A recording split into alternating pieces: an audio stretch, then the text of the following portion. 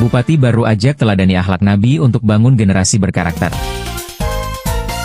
Bupati Baru, Andi Ina Kartikasari, mengingatkan pentingnya menjadikan akhlak Nabi Muhammad SAW sebagai pedoman hidup untuk memperkuat ukhuwah Islamiyah dan membangun generasi berkarakter.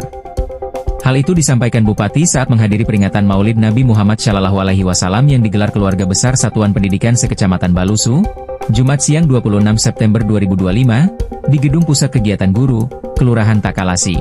Dalam sambutannya, Bupati menekankan bahwa Maulid tidak sekadar seremonial, tetapi momentum meneladani Rasulullah SAW dalam kehidupan sehari-hari. Ia juga berpesan kepada para guru dan kepala sekolah agar menjadikan momen ini sebagai pengingat untuk menjalankan tugas dengan ikhlas sekaligus mengumpulkan amal jariah. Peringatan Maulid turut diisi tausiah Profesor Dr. Haji Kamarudin Hasan yang menekankan pentingnya kelembutan sikap sebagai teladan Rasulullah SAW, serta menumbuhkan cinta dan penghargaan kepada sesama.